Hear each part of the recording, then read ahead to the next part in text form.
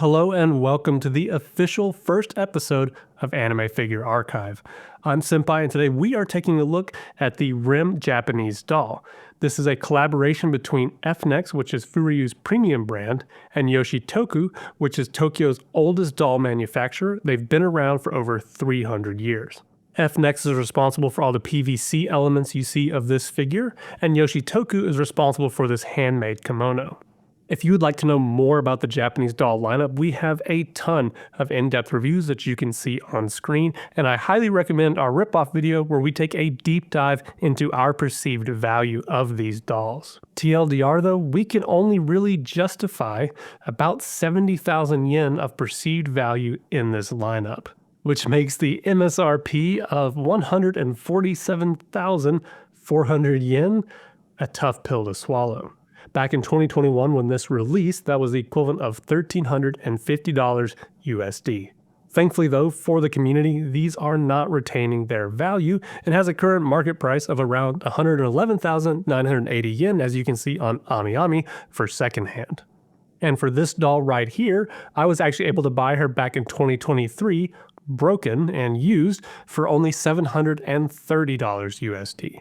She came with a scratch on her umbrella here that I will show you, a broken arm right here, and she has some chip paint on the back of her hair that's hidden behind her neck. And here's a picture of the damaged arm and my repair. So diving right in, these are a 1/4 scale figure, and they're based on something called an Oyama doll. We can see here this hand-stitched kimono from Yoshitoku. And you can see these elements here that are PVC, that's going to be NEX's portion, but in this case they're actually designed by Design Coco. Let's go ahead and start with the PVC painted elements of this figure, and because it's actually done by Design Coco, it's particularly good. Unlike NEX's own work, which you can see in the Kurumi and Albedo Japanese dolls, Design Coco actually also does Bakura and Hatsune Miku. In particular, the Kamikazari looks very good. There's extremely clean lines here in the cherry blossoms, and every element of this has at least some form of shading or highlight. So the flowers themselves have a little bit of shading plus highlights. These little pieces that kind of hang down only have a highlight to them, but at least give them a gradient.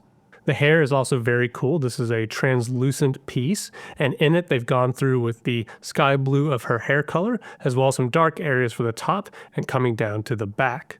The translucent effect makes it look thinning kind of up front where her eye is and looks very good. Under the parasol, the print work looks really good. There is no shading on the structure of the umbrella, but this right here from the middle outward is actually a gradient. They've done the same technique for the top of it. And here's a look at the top of the parasol. You can see that gradient that I was talking about. And if you look right here, you can see a very small scratch, which is part of the reason I was able to get her discounted. You can see here that they've also painted her fingernails, and they've added shading to the wrap section of the handle of the parasol. And for all you Rem fans, I apologize, this is probably really jarring to see, but yes, I have decapitated her to show you that her eyes are set really nicely. She has really cute lipstick down here. You can see the fade on the top of her hair as well as it goes down to the translucent sections that I talked about earlier. And down here you can see some chipped paint. This actually happens during taking the head on and off because it rubs the entire time. Fitment is not great when it comes to these, but that's also why I was able to get it at a discount. And the last section to be painted are going to be her socks and Zuri shoes here. There is no shading to speak of, but what is here is clean. And since the rest of the figure is covered up by a kimono, that is all there is to talk about paint. What is here is extremely good. It's among the best I've seen for 1/4 figures, the other one being Bakura, which was also done by Design Coco. In this case, given the price that we're paying for, I do wish that it would have given me some shading on the structure of the parasol, given that it's such a prominent feature, right, that you can see from the front. So I'm going to give it a 4 out of 5. It's a similar story when it comes to the sculpt and modeling here, right? We can only see so much, but what is here is extremely clean and they did a good job. There's no flashing that I can find. The modeling detail on the hair I think looks fantastic. When it comes to the Kamikazari, it's very detailed, no flashing.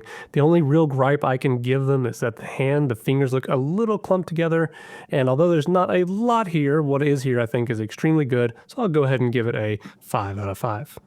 Now I'm going to save the kimono for the artistry section, so let's go ahead and skip to the worst part about these figures, which is going to be the base. It is a very cheap piece of plastic that has come completely scratched on every single one that we own. You can even see the support structure from the bottom on top, which you can kind of see right here, but this is what the structure looks like underneath. Very cheap and very unacceptable for a figure of this price. At minimum, it should have been acrylic. On the real Japanese dolls, this is more of a particle board with like a veneer finish on top. When it comes to the display stand, it's also that really cheap plastic and scratches really easily, though I do really like the aesthetic of it. But in comparison to the real Japanese dolls, the real ones are going to be made out of wood, which gives it a more premium feel over the plastic here. The fact that we get this cheap plastic sign that's not even up to the standards of Yoshitoku's own Oyama dolls is absolutely abysmal, especially for a figure that costs 144,000 yen retail price. We have prize figures with better bases than these, so they get a 1 out of 5. And I did say the best for last. The real reason that you're drawn to these, right, is going to be this fabric kimono. It's what really separates them from all other figures on the market.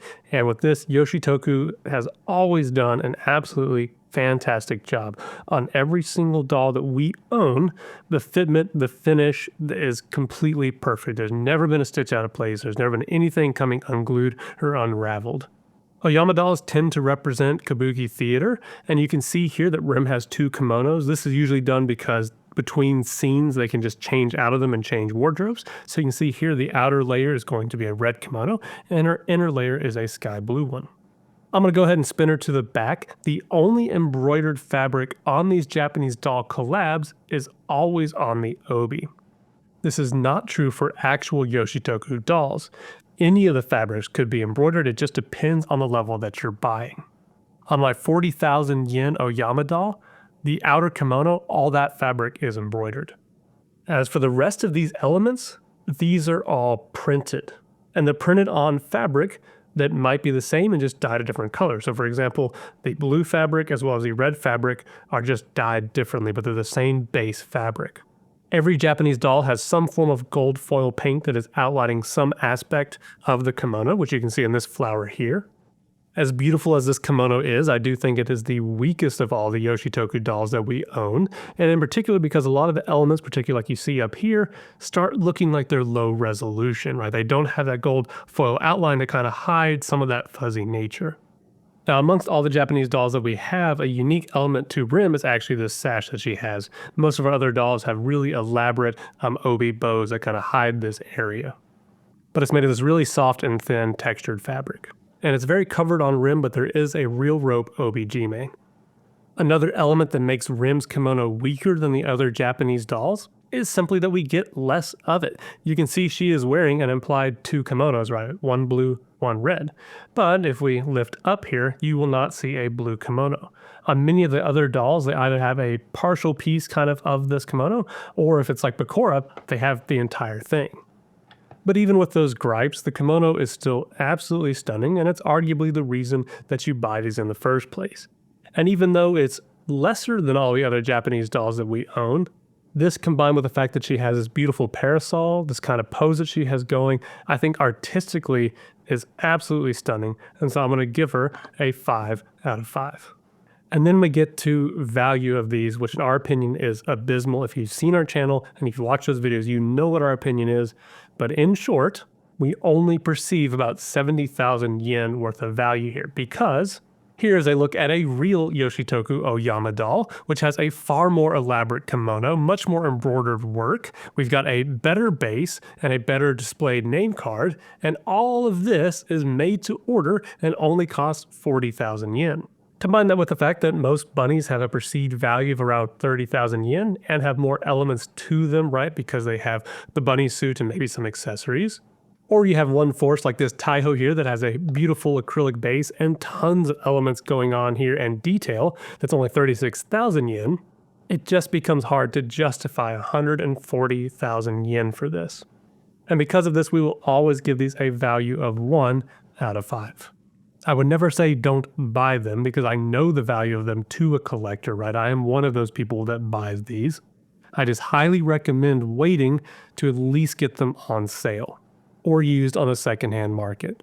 There is no doubt that these are holy grails amongst many collectors. I think this is the best Rem figure that is out there, besides maybe the Rem crystal dress. But unfortunately, this whole series is just kind of ruined and plagued by Furyu. I feel like if they were to offer these for around 80 to 90,000 yen, I would assert they would still have plenty of room to be profitable, and the volume they could move these in would be insane. So that's it for today's video. I am glad that I was finally able to show you all her. We couldn't do an in-depth review on her because our in-depth reviews require a brand new figure, right? If we see any damage at all, we need to know that it was from the manufacturer and not from someone else that owned it prior. I'm already loving the fact that in Anime Figure Archive I can show you all pieces like this and still give you all hopefully an informative video. I hope you all enjoyed this. Take care.